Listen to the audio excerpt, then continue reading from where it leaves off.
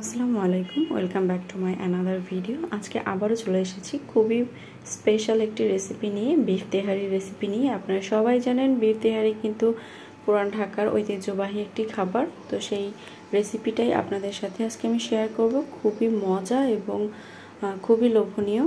তো দেখতেই পারছেন বিফ তেহারিটা দেখতে কিন্তু খুবই অসাধারণ হয়েছে। আপনাদের সাথে আজকে শেয়ার করে দিব পুরো রেসিপি। তো দেখতে থাকুন কী কী লাগছে পুরো রেসিপিতে। আমার যা যা মশলা লাগছে সেগুলো আমি দেখিয়ে দিচ্ছি। এখানে আমি এলাচ, দারচিনি, তেজপাতা, গোলমরিচ, জায়ফল, জয়ত্রী, কাবাব চিলি, লবঙ্গ এগুলো নিয়েছি। এগুলো যে কোনো মুদি দোকানেই কিন্তু আপনারা খুব সহজেই পেয়ে যাবেন। তো বিফ তেহারির জন্য কিন্তু পুরান ঢাকাতে এইসব স্পেশাল মশলাগুলো ইউজ করে। আপনারা যদি একদম পারফেক্ট টেস্ট পেতে চান তাহলে কিন্তু সবগুলো মশলা ইউজ করতে হবে। দেন এখানে নিয়েছি আদা বাটা, রসুন বাটা, মরিচের গুঁড়া, ধনিয়া গুঁড়া আর জিরা গুঁড়া। চেষ্টা করবেন সবগুলো মশলাই দেওয়ার জন্য, তাহলে কিন্তু একদম পারফেক্ট টেস্টটাই পাবেন। দেন এখানে আমি কয়েকটা কাঁচা মরিচ নিয়েছি, এরকম ফালি করে নিয়েছি, প্রায় 7-8টার মতো। দেন এখানে নিয়েছি টক দই। টক দইটা কিন্তু অবশ্যই পানি ঝরিয়ে রাখবেন। দেন এখানে আমি 1 কাপের মতো পেঁয়াজ কুচি নিয়েছি। দেন এখানে আমি গরুর মাংস নিয়েছি প্রায় 1.5 কেজির মতো। আমি ছোটো ছোটো করে কেটে নিয়েছি এরকম একটা সাইজ করে। আপনারা আপনাদের পছন্দ মতো সাইজ করতে পারেন, আরও ছোটো বা একটু বড়ও করতে পারেন। তো আমার কাছে এটাই পারফেক্ট সাইজ মনে হয়েছে। দেন আমি মাংসটা ম্যারিনেট করে রাখবো। দেন যে মশলাগুলো তো দেখিয়ে দিয়েছিলাম সেগুলো সবগুলো আমি দিয়ে দিচ্ছি। এখানে জয়ফল, জয়ত্রীটা এখন আমি দিব না, এটা আমি ব্লেন্ড করে রাখবো। দেন আমি খুব ভালো করে মাখিয়ে প্রায় 1 ঘন্টার মতো রেখে দিয়েছিলাম। এখন আমি চুলাতে চলে যাচ্ছি। চুলাতে একটা প্যান বসিয়ে আমি সেখানে তেল গরম করে পেঁয়াজ কুচি দিয়ে দিচ্ছি। পেঁয়াজটা একটু ভালো করে ভেজে নিব। অল্প একটু লবণ দিয়ে দিচ্ছি। এখন একটু ভালো করে আমি ফ্রাই করে নিব, অনেকটা বেরেস্তার মতো করে ফ্রাই করে নিব। একটু নেড়ে চেড়ে ফ্রাই করব। দেখুন অনেকটাই কিন্তু বেরেস্তার মতো চলে এসেছে। এখন আমি যে ম্যারিনেট করে রেখেছিলাম মাংসটা পুরোটা দিয়ে দিচ্ছি। খুব ভালো করে মিক্সড করে দিব তেলের সাথে। আমি কিন্তু খুব আস্তে আস্তে মিক্সড করে দিচ্ছি যাতে সবগুলো উপকরণ মাংসের সাথে মিশে যায়। দেন ঢাকনা দিয়ে আমি প্রায় 7-8 মিনিটের মতো রান্না করে নিব। দেখুন অলরেডি কিন্তু একটু ঝোল উঠে আসছে, পানি উঠে আসছে। এই পর্যায়ে আমি একটু টমেটো সস দিয়ে দিয়েছি। এরপর আমি একটু গোলমরিচের গুঁড়া দিয়ে দিব। এটা অপশনাল, আপনাদের হাতের কাছে না থাকলে না দিলেও চলবে, কোনো সমস্যা হবে না। দেন আবারও খুব ভালো করে নাড়াচাড়া করে আমি প্রায় 10 মিনিটের মতো কুক করে নিয়েছি। অলরেডি দেখুন অনেকটাই পানি উঠে এসেছে। এখন আবারও খুব ভালো করে নাড়াচাড়া করে দিব। এখন আমি আগে থেকে যে জয়ফল, জয়ত্রীটা রেখেছিলাম ওইটা পেস্ট করে দিয়ে দিলাম। দেন এখানে আমি দুধ দিয়ে দিলাম 1 কাপ। দেন অল্প একটু পানি দিলাম, যেহেতু গরু মাংস সেদ্ধ হতে একটু সময় লাগবে এই জন্য পানির পরিমাণটা একটু বেশি করে দিয়েছি, যাতে করে খুব ভালো করে সেদ্ধ হয়ে যায়। দেন ঢাকনা দিয়ে ঢেকে আমি প্রায় 40 মিনিটের মতো রান্না করে নিয়েছি। ঝোলটা কিন্তু অনেকটাই কমে গিয়েছে, দেখতেই পাচ্ছেন মাংসটাও অনেকটাই সেদ্ধ হয়ে গিয়েছে। তো এই পর্যায়ে আমি চুলাটা অফ করে দিব।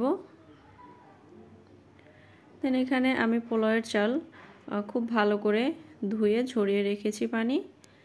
দেন বড় একটা হাঁড়ি নিয়েছি, যেহেতু মাংস আর পোলাও একসাথে মিলামি তেহারি রান্না করবে, একটু বড় হাঁড়ি নিতে হবে। দেন এখানে আমি ঘি দিয়ে দিয়েছি। ঘিটা জাস্ট একটু মেল্ট হতে দিব। দেন এখানে কয়েকটা আমি আলু বোখরা, এলাচ, দারচিনি দিয়ে দিয়েছি। অল্প কিছু জিরা দিয়ে দিয়েছি, এতে করে ফ্লেভারটা অনেক বেশি ভালো আসে। দেন আমি কিছুটা পেঁয়াজ কুচি দিয়ে দিয়েছি। এখন খুব ভালো করে একটু নাড়াচাড়া করে নিব।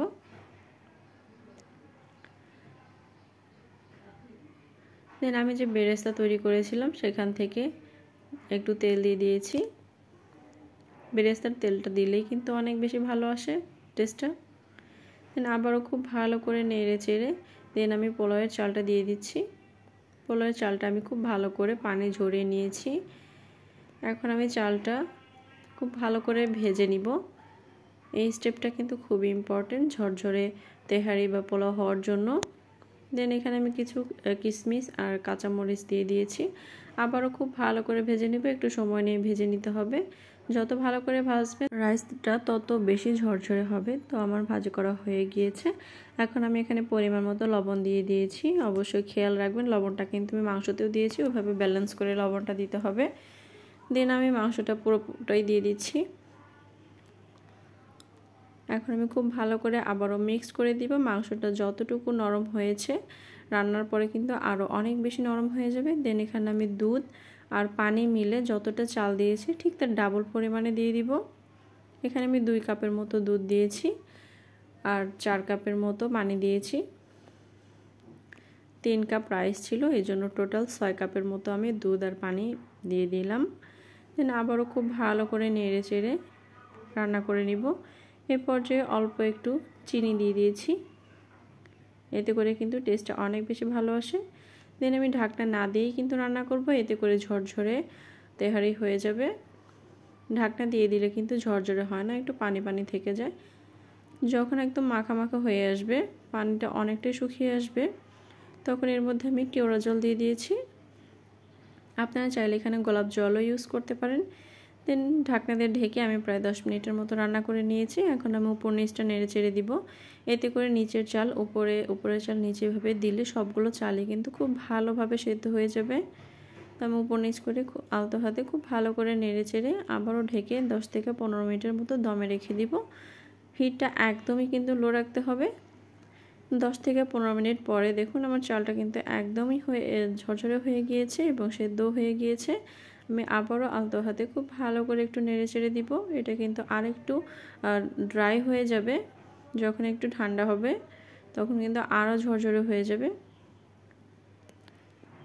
তো আমার তেহারি রান্না কিন্তু একদমই কমপ্লিট হয়ে গিয়েছে। এখন আমি আপনাদের সার্ভ করে দেখিয়ে দিব। দেখুন কতটা সুন্দর হয়েছে, দেখতেও মাশাআল্লাহ অনেক বেশি ভালো হয়েছে আর খেতেও আলহামদুলিল্লাহ অনেক মজা হয়েছিল। তো আজকের মতো এই পর্যন্তই। সবাই ভালো থাকেন, সুস্থ থাকেন। আল্লাহ হাফেজ।